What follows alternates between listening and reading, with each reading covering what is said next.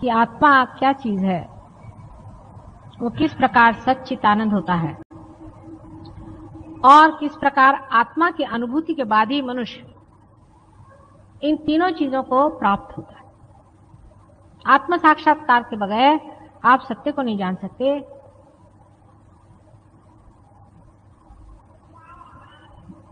आप आनंद को नहीं पा सकते।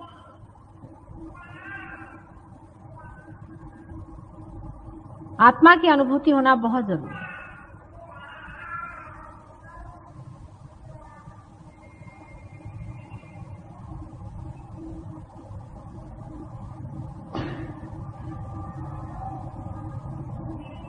अब आप आत्मा से बातचीत कर सकते हैं, आत्मा से पूछ सकते हैं। आप लोग अभी बैठे हुए हैं, आप पूछें ऐसे हाथ करके कि संसार में क्या परमात्मा है, क्या वो उन्हीं की सत्ता चलती है? आप ऐसे प्रश्न अपने मन में पूछें, ऐसे हाथ करके पूछिए। देखिए हाथ में कितने जोर से प्रवाह शुरू हो गया।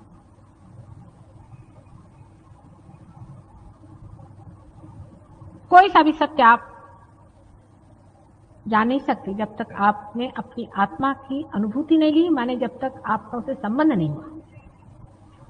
आत्मा से संबंध होना सहयोग से बहुत आसानी से घटित होता है। किसी किसी को थोड़ी देर के लिए होता है, किसी के लिए हमेशा के लिए हो जाता है।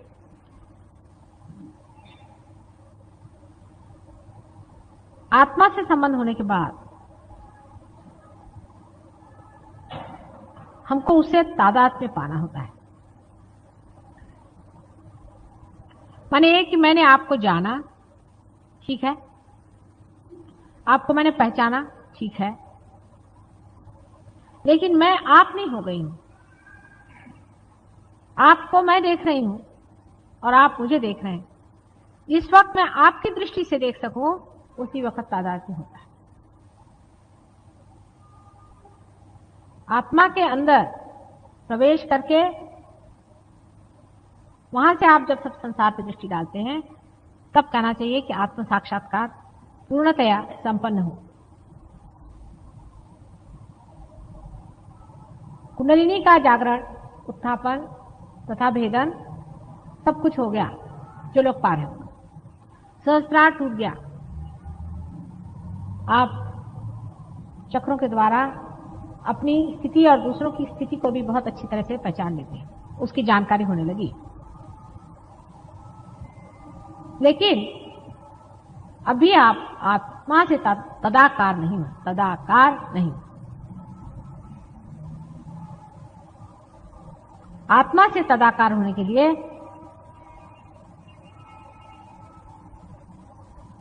सबसे पहले मैं नहीं हूं ऐसा मानना चाहिए।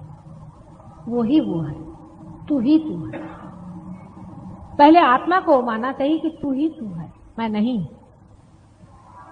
कबीरदास ने बहुत अच्छे से कहा है कि जब धुनकने वाला धुनकता है तो धुनकी की आवाज आती है तू ही तू ही। लेकिन जब बकरी के पेट में अतड़ियों के रूप में होती है तो तब कहती है मैं। फिर बकरी के अतड़ियों से निकल के उसकी अच्छी पिटाई होती, सफाई होती, तानी जाती, खींची जाती, सुखाई जाती, और जब उसे फिर धुनकनी पे लगाते हैं तो हर समय कहती तू ही तू ही तू ही तू ही तू ही तू ही। ऐसे ही हमारे मन का है।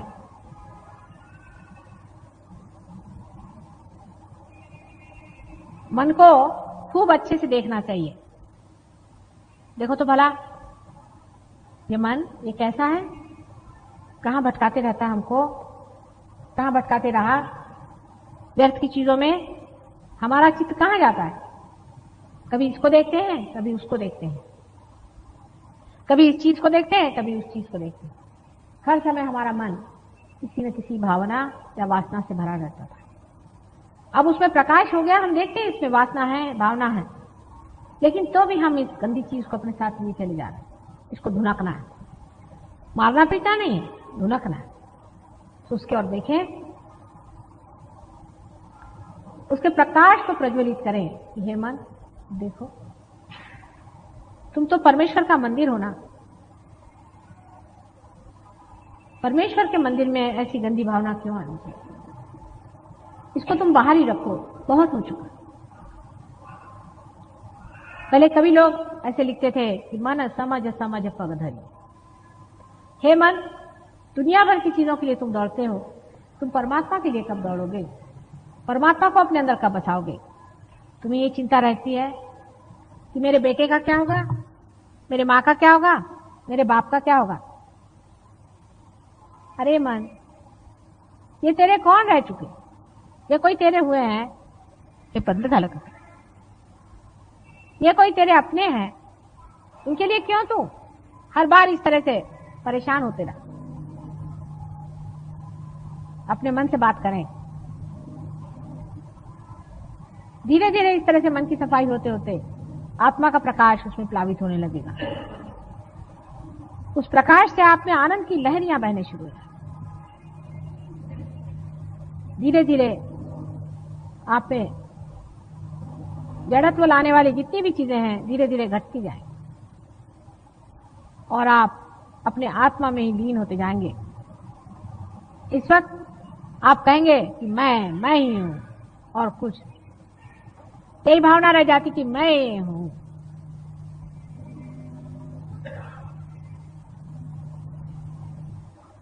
आत्मा ही आप हो जाते हैं और आप कहते हैं कि मैं ही हूं।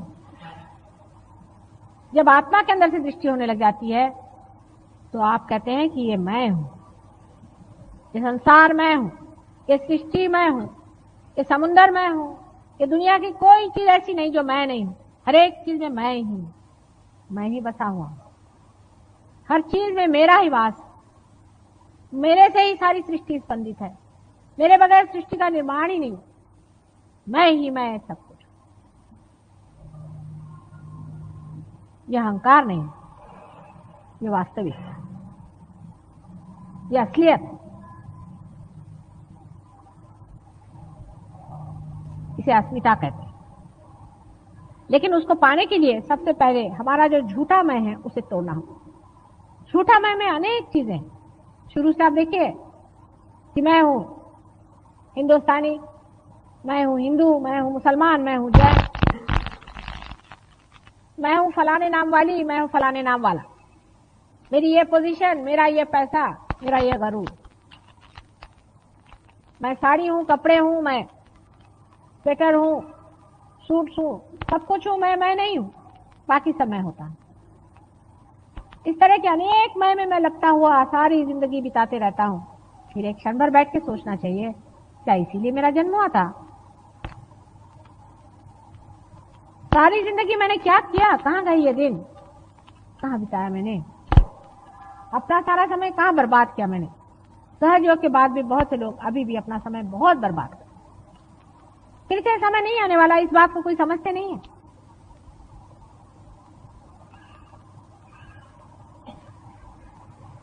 बहुत लोग बर्बाद करते हैं,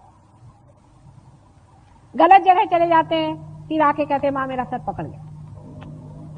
क्यों ऐसा समय बर्बाद करना है?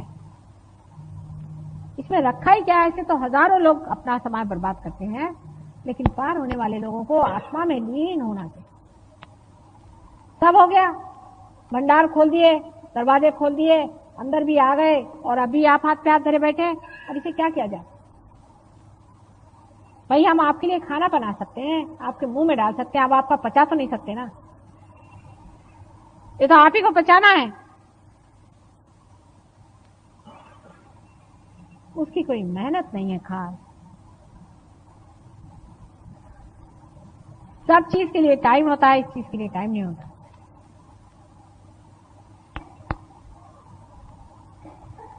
आखिर अपने और चित्त करें कि हमने पाया क्या आज तक? 4 साड़ियां पाली, 2-4 जेवर पा लिए, 8-10 तमगे पा लिए कि फलाने के फलाने थे, दिखाने के दिमागे थे।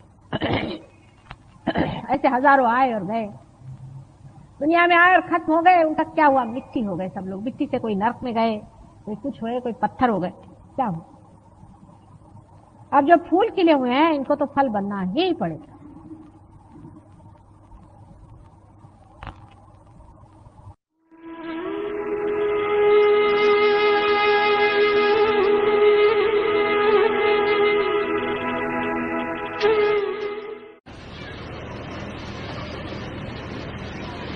लेकिन सहयोग में आने के बाद भी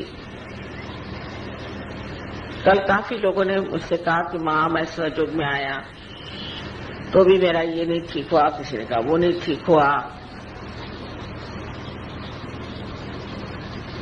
तो सहयोग में घटित क्या हुआ? इसमें कुछ घटना है। सहयोग में कोई अपने सर पे मैं सहयोगी कोई भी लगा ले, उसमें कोई मना तो नहीं कर सकता। कोई भी अपने सहयोगी कह ले, पर वो सहयोगी नहीं हो। सहज योग में सहज योगी बनना पड़ता है। जैसे एक बीज को वृक्ष बनना पड़ता है, जब तक वो घटित नहीं हुआ, वो जब तक बना नहीं तो सहयोगी नहीं। जब वो घटित हो जाता है तो वो समर्थ हो जाता है। उसके अंदर जितनी भी शक्तियां धीरे धीरे जागृत हो जाती हैं, वो सबको ही जागृति दे सकता है, लोगों की बीमारियां ठीक कर सकता है, सारे ज्ञान का वो भंडार बन जाता है। उसकी सारी त्रुटियां खत्म होकर के वो एक परिपक्व इंसान, जिसका मस्तिष्क बहुत प्रगल्भ मैच्योर, ऐसा बन जाता है। तो सहयोग में आने के बाद हर बार देखना चाहिए कि हमारा हृदय स्वच्छ हुआ कि नहीं, कि अब भी उसमें आसपास की ईर्ष्या, आसपास का दोष, यही सब घुमड़ रहा है। इस दिल को जब आप साफ करेंगे तभी तो ना परमात्मा का प्रेम इसमें भरेगा। तो ऐसी कुछ अजीब चीज है कि सहयोग में आने के बाद भी हम इसमें प्रयत्नशील नहीं रहते। एक आदमी दूसरे की बुराई देखेगा या किसी न किसी तरह से स्पर्धा में, कंपटीशन में पड़ जाए और इस स्पर्धाशील स्वभाव के कारण वो दूसरे से हमेशा अलग ही रहे।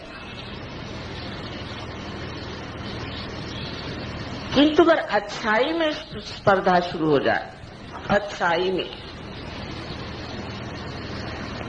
तो सबकी अच्छाई बढ़ जाएगी और सब चीज ठीक हो जाएगी।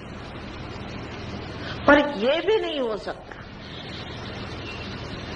कारण अभी तक आत्मा का प्रकाश हमारे अंदर आया नहीं। पर अजीब बात यह है कि आत्मा का प्रकाश पूरी तरह से हमारे चित्त में आया नहीं, हमारे हृदय में पूरी तरह से बसा। तो सहयोगी होने पर भी डावाडोल मामले चलते हैं, और जब ये डावाडोल मामले चलते हैं, आपसी झगड़े हो जाएंगे, ग्रुपबाजी हो जाएगी, तो हम अपना नुकसान कर रहे हैं, दूसरे का नहीं। जब जरा गर्दन झुकाइए तो आप देखेंगे कि इस हृदय में आत्मा है, पर गर्दन झुकाने की बहुत जरूरत है। अगर आप कहेंगे कि मैं क्यों झुकूं, तो ये आप नहीं बोल रहे, ये मैं है अहंकार। इस अहंकार को आपको थोड़ी देर झुकाना पड़ेगा जबरदस्ती। तो झुकता है कि नहीं झुकता है?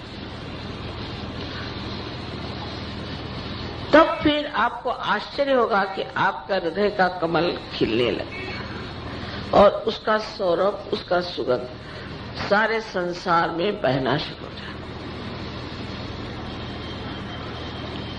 तब फिर आपकी कुंडलिनी भी चढ़ पड़ेगी, इतने ही उसके तार खुल पड़ेंगे, आपकी तंदुरुस्ती ठीक हो जाएगी, आपकी कमजोरियां खत्म हो जाएगी। किंतु पहले हृदय खोलने की बहुत जरूरत है। ये ठीक है, आप पार हो जाएंगे, आप सहयोग पे लेक्चर दे सकते हैं लंबा लंबा, सब बुद्धि का करिश्मा।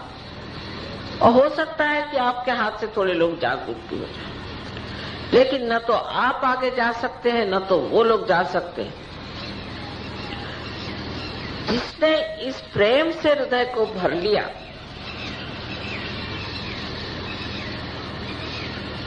वही असली सहयोगी है।